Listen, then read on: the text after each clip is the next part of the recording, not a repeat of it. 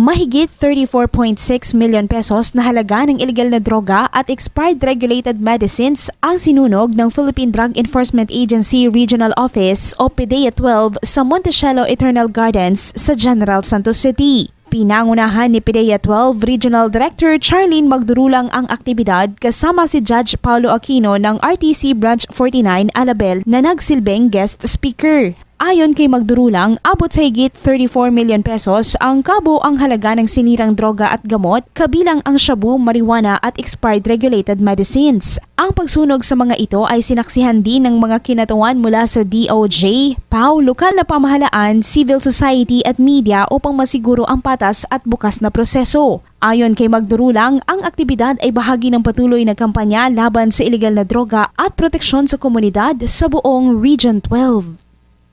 Grace Torreta, NDBC, Bida Balita.